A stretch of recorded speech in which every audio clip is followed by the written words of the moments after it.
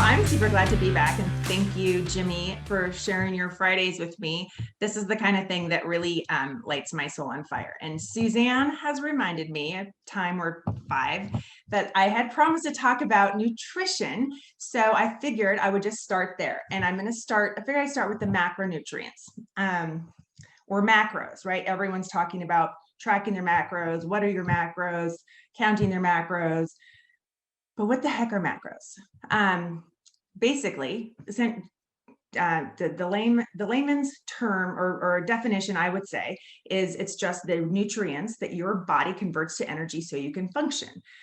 Google, what does the human body do in 1 minute? And you will see that in addition to walking and jumping and taking stairs and all the things that we physically do, what's going on inside, your body needs a lot of energy. So macro means you need them in big quantities.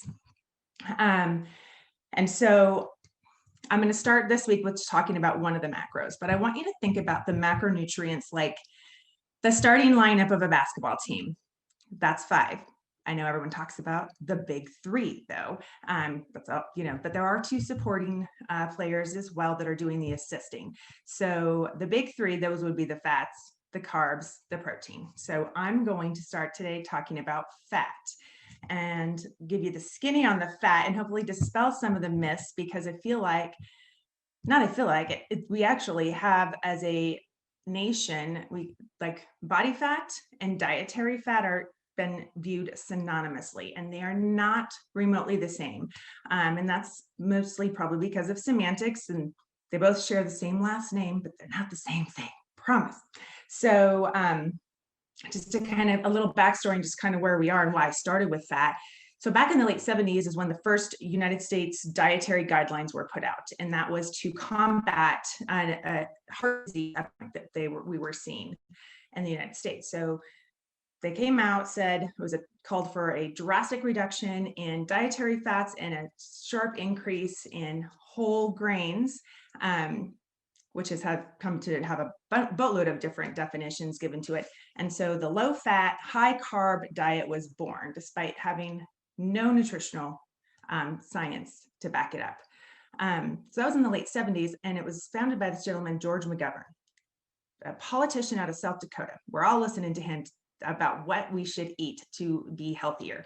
The decade before this, he was on another committee that was combating in the United States hunger and malnutrition, and the free food stamp program was born to combat that. So free food stamps, 10 years later, heart disease and new dietary guidelines. I don't think we need to be rocket scientists to know understand the correlation between obesity and socioeconomic factors. So this happened, and later there was a study, it's a meta-analysis. So it's a bunch of different studies done by various different hospitals and universities, and they were all put together. And I'm going to read a quote. This is in 2002. A substantial decline in the percentage of energy from fat over the last 2 decades has corresponded with a massive increase in the prevalence of obesity. Massive. When these dietary guidelines came out in 1978, the population, or 19% of the United States population, was considered overweight. In 2018, that's the most recent stats I could find, was 32.5. 19% to 32.5.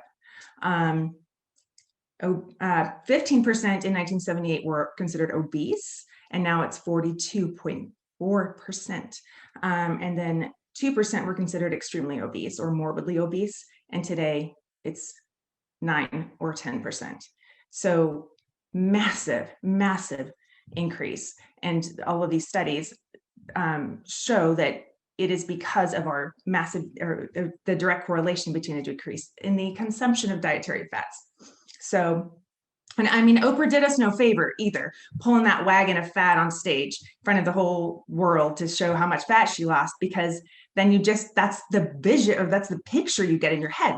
She honestly should have just pulled a wagon of refined sugar and processed foods and all of that, because let's be honest, that's what's killing us people. So I'm going to give you the facts on fats.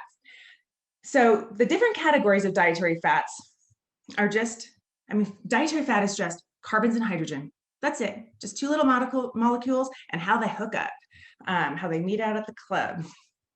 And so like picture them like different Lego formations, and each Lego set has a different metabolic impact on our body, but metabolic and hormonal. So we've got saturated fats and unsaturated fats. All that means is the saturated fats have more hydrogen atoms. You think of hydrogen, you think of H2O, water. So they're just saturated with hydrogen. They're not a bunch of French fries sitting in a vat of oil. That's not what saturated fat is. It's just picture these carbons hooked together and they're in a straight line and there's some hydrogens all around them, like a straw.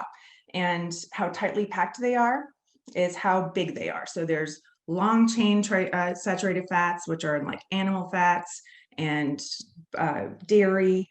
Then there's the medium fats, medium chain fatty acids, coconut fats, goat's milk. Think MCT oil. It means medium chain triglycerides.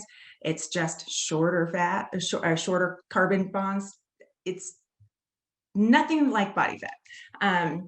And there's so much science backing up the consumption of MCT oil, these medium chain triglycerides. One study showed that 15 grams a day increased the caloric burn by 5% in the individuals in the study. We've all heard about Dave Asprey and his bulletproof coffee, and started out with the yak butter. That's goat's milk. And then there's short chain fatty acids, and those are really, really important. We can get them from dietary sources, but they're produced in your gut. Your gut is your second brain, and they are directly influence the gut-brain axis because they are produced by fermenting foods in your stomach, and they help maintain the intestinal barrier integrity. So we've all heard of leaky gut, that is all over the news right now. So having more of those short chain fatty acids in your diet and eating more foods that help produce them in your gut will help with that. They also protect against inflammation, which is the number one cause of indicator of obesity, heart disease, diabetes, a lot of these things. So as with any macronutrient, we want to consume them from whole foods as much as possible. MCT oil, prebiotics from foods that help increase that production in your gut. So you can get these from apples, asparagus, garlic, supplements. Those are those prebiotic foods. And the MCT oil, grass-fed butter, grass-fed beef. You are what you eat, but you are also what you ate. So you want to make sure that you're having food that is grass-fed, grass-finished also is a big thing. And then too much of anything is a bad thing. So then the saturated fats, simply put, there's two different kinds. There's mono means one, poly is a lot. Mono means there's one carbon that has a double bond. So think of it as that straw, like the fancy straw that has the bend in it, like my kids like to use when we go out. And so they're a little bit less stable than saturated fats, so that the saturated fats are solid at room temperature. But you can find these fats in nuts, like almonds, cashews, Brazil nuts, also in butter, lean meats, avocados, olives, and avocado oil, olive oil, etc., cheeses, cheddar, Colby, etc. And so there was also a study with consuming more mono unsaturated fats. It was shown to decrease blood glucose levels, so that's blood sugar, and increase your insulin sensitivity, not to be confused with resistance, which is when your body's overproducing the insulin, and insulin is the vehicle on the highway of your metabolism that tells the energy to go to be immediately used, ATP. If you don't need it, it stores it in the parking garage of your liver. And then when that's full, then the overflow parking is your fat cells. And so it just makes them bigger and bigger. It doesn't make more, just makes them bigger and bigger. The other thing that it's been shown to do is reduce CRP, C-reactive proteins. CRP, or crap, as I like to say. This is a huge marker of inflammation. And when you have elevated levels of CRP, then you are way more it means it's a marker for infection, cancer, inflammation in the walls of your heart, predisposition to heart disease. Our 34-year-old maybe golf pro here had a heart attack this last year and had a quadruple bypass surgery. I can guarantee you his CRP levels were probably through the roof. And so eating more monounsaturated fats like avocados and olive oil and all those things will help reduce those levels. And then you got the polys. The polys are like the crazy straw because they have a bunch of double bonds. So they're the least stable, but the crown jewels of the polyunsaturated fats are the omega-3s and the 6s. We all hear about omega-3s. Where do you get those? You think of salmon. Yep, all the cold water fish. Also flax seeds, chia seeds, hemp seeds. I add those in my smoothies a lot. So omega-3s are anti-inflammatory, help regulate your appetite so you're not as hungry, and they are they've been proven in multiple studies to reduce visceral fat, that's your belly fat.